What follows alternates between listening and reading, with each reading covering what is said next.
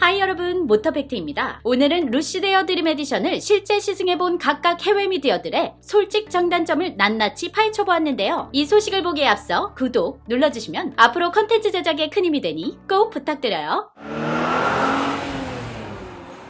지난 저희 모터팩트 영상에서 루시드에어의 1회 충전 시 최대 주행거리가 800km가 나왔다고 전했었는데요. 루시드에어에 관심 있으신 분들은 디자인이 이렇다, 스펙이 이렇다 이런 이야기들은 많이 접하셨을 테지만 직접 시승해본 사람들의 소감을 종합한 내용은 흔치 않아서 이렇게 영상으로 준비해봤습니다. 차에 탔을 때 제일 먼저 느껴지는 것은 당연히 실내 공간이겠죠. 모던함과 미니멀리즘으로 특징을 살린 인테리어는 앞유리까지 이어진 글라스 루프가 호텔 라운지 같은 느낌을 주면서 개방감을 준다는 점과 뒷좌석이 편안하고 레그룸과 헤드룸이 넓은 장점이 있다고 하는데요. 이게 키에 따라서 다른 것 같습니다. 시승했던 어떤 사람은 2열에 앉을 경우 루프라인 경사가 있어서 헤드룸을 다소 깎아먹기는 하지만 특별히 키가 큰 편이 아니면 괜찮은 정도다라며 약간의 조건을 붙인 것을 보면요. 물론 실제로 타봐야 과연 어느 정도 키까지만 괜찮을지는 알 수 있을 듯합니다. 뒷좌석은 벤츠 S클래스나 BMW 7시리즈에 비해 확실히 넉넉지 않으며 심지어 혼다 어코드보다 레그룸이 작다고 말하는 시승자도 있었습니다. 짐을 싣기 위한 더 넓은 공간 확보를 위해서는 뒷좌석을 접거나 스키같이 긴 물건을 실을 수 있도록 시트 가운데 해치를 이용할 수 있다고 하며 나무, 가죽, 메탈, 알칸타라, 품질 좋은 플라스틱, 면 같은 패브릭을 사용해서 높은 품질을 갖고 있는 럭셔리 자동차 세계의 멋진 인테리어 중 하나와 같다는 의견과 함께 패널 단차나 마감이 잘 되어 있다고 하는데요. 테슬라의 아픈 손가락인 단차가 없다니 루시드,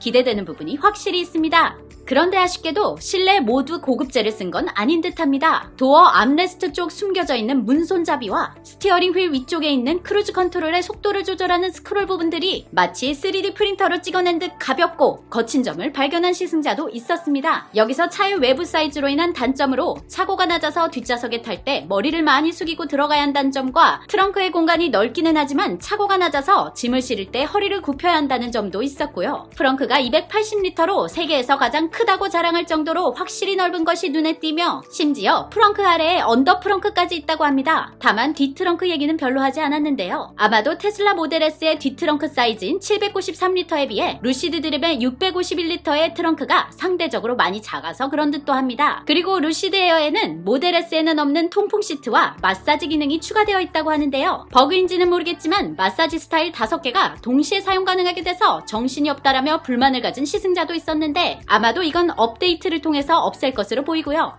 차의 외관이나 기능들은 그렇다고 치고 과연 주행하면서 소음은 심하지 않은지 승차감은 어떨지 궁금하실 텐데요. 먼저 소음을 살펴보면 어느 한 매체는 루시드가 빠른 속도에서도 살짝 들리는 공기를 가로지르는 휘파람 정도의 소리가 들릴 뿐 모터나 기어에 윙하는 소리는 없어서 실내 정숙감이 있다고 한 반면 어떤 매체는 럭셔리 플래그십 세단에서는 예상할 수 없는 타다닥하는 노면 소음이 뒷좌석 바퀴집 쪽에서 나는 점이 아쉽다고 전했습니다. 그리고 주행 시 스티어링과 서스펜션이 너무 부드럽지도 너무 단단하지도 않고 적당하다면서 급격한 코너링에서 사륜으로 코너를 탈출하고 직진 도로에서는 대부분 후륜으로 전환되는데 핸들링이 매끄러우며 반응이 좋고 즐거움을 느낄 수 있었다. 테슬라의 컴포트 모드에 해당하는 스무스 모드에서 가속 페달은 여느 가솔린 차량들과 마찬가지로 민감하지 않고 적절히 밸런스가 맞으며 기분이 좋은 느낌이다. 가속감이 워낙 세서 뒷좌석에 부딪히거나 낮은 루프에 머리를 부딪혔다 라고 했는데요.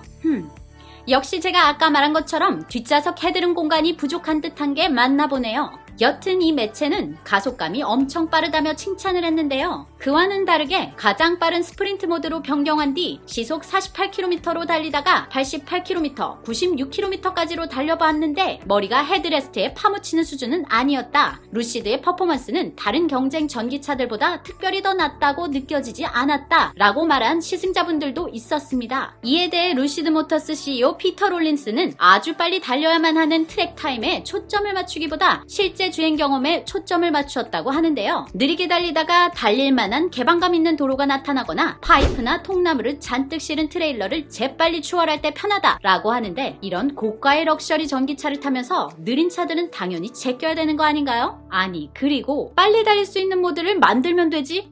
여기에 추가로 단점들을 얘기한 사람도 있는데요. 후방 댐퍼는 적절한데 전면 댐퍼는 수정할 필요가 있을 것으로 보인다고 전한 분도 있었습니다. 루시드 담당자에 의하면 드림 에디션 양산 시작 전에 전면 스프링 비율을 10% 감소시키고 트랙션 컨트롤은 완전히 고정하지 않고 프론트 서스펜션이 재조정되며 안티롤바 강도는 높이고 액티브 댐퍼 또한 조정할 예정이라고 합니다. 이러한 부분들은 담당자가 말한 것처럼 잘 조정하고 수정해서 나와야 테슬라와 경쟁할 수 있을 듯하네요. 테슬라 모델 S에 아무런 튜닝도 하지 않은 공장 출고 버전이 니르부르크링에서도 전기차 1위 먹었잖아요. 아마 아직도 수정이 덜 된 것을 보면 많이 분발해야 될 듯 보입니다. 한편 승차감에 대한 평가로는 21인치 타이어를 장착한 차량을 시승했음에도 승차감이 편안하게 잘 제작된 것으로 느껴졌다. 울퉁불퉁하고 갈라진 도로에서조차 편안하고 스무스하게 주행해서 감각이 마비된 느낌조차 준다. 서스펜션이 완벽하게 세팅이 되어 있어서 고속도로를 달릴 때 마치 물에 떠 있는 것처럼 여유롭게 미끄러지듯 나아갔다 라며 좋은 의견을 보인 미디어도 있는가 하면 승차감에 결정적 영향을 주는 요소인 가변형 에어 서스펜션이 테슬라 모델 S에는 있는데 루시드 에어에는 없어서인지 루시드의 가변형 댐퍼는 에어 서스펜션이 장착된 차량의 승차감보다 확실히 덜하다는 평가를 하기도 했습니다. 또 전기차 승차감에 악영향을 끼치는 회생제동에 대한 이야기도 나왔는데요. 루시드 에어의 회생제동 모드에는 하이와 스탠다드로 두 가지가 있는데 하이로 두었을 경우에는 확실히 익숙해지는데 시간이 걸리겠지만 너무 과하게 튜닝을 한 느낌은 아니며 스탠다드 모드는 일반 가솔린 차량과 비슷한 편안한 제동감이 있다라는 긍정적인 의견이 있었습니다. 운전 보조 기능에 대해서는 다소 부정적인 평가가 있었는데요. 고속도로에서는 차선 유지 보조 기능이 그나마 비교적 중앙으로 안내하지만 넓은 도로에서는 가끔씩 차선을 벗어나기도 했다며 불안함을 느꼈다고 하며 운전자 모니터링 시스템을 테스트하기 위해서 일부러 주의를 산만하게 했으나 어느 경고도 하지 않았다며 이 차에 최종 소프트웨어가 장착되었는데도 불구하고 경고를 주지 않은 것이라면 이런 오류들을 잡아야 할 것 같다 라고 의견을 전했습니다. 마지막으로 과연 루시드가 자신들이 밝힌 800km를 갈 수 있는지 실제 주행거리 궁금하시지 않나요? 몇몇 미디어가 실제 측정한 결과가 있어 전해드리려 합니다. 먼저 한 해외 매체는 자신들이 탑승한 드림 에디션 레인지에 21인치 타이어와 19인치 타이어로 번갈아 바꾸어보면서 주행거리 테스트를 시행했다고 합니다. 평소 습관대로 주행하면서 각종 시트 마사지 기능도 사용했고 스무스 모드로 시속 107.8km로 크루즈 컨트롤을 걸어놓고 실내 온도는 20.5도에서 21.6도로 변경 후 주행했는데 결과는 658km를 주행하고도 111km를 더 주행할 수 있다고 디스플레이상에 나왔습니다. 1회 충전으로 총 769km를 실제로 주행할 수 있었다고 하는데요. 이를 들은 루시드 CEO는 해당 테스트를 진행한 매체에게 남은 주행 가는 거리가 111km가 아니라 사실상 172km를 더 갈 수 있다고 전했습니다. 그리고 또 다른 테스트에서는 764km가 나왔습니다. 아쉽게도 루시드에서 발표한 800km에는 도달하지 못했지만 정비 운전을 하고 더 좋은 환경에서 주행을 했다면 정말로 800km가 나올지도 모르겠네요. 또한 이 주행거리는 2021년형 테슬라 모델 S 롱레인지의 미 환경청 기준인 405마일 651km보다 많이 높고요. 전비는 1kW시당 6.4km로 테슬라 모델 S 스탠다드 레인지의 1kW시당 4.3km보다 높고 심지어 모델 3 스탠다드 레인지 플러스 RWD의 1kW시당 6.1km보다도 높네요. 테슬라, 이 부분에 대해서는 분발해야겠습니다. 머스크,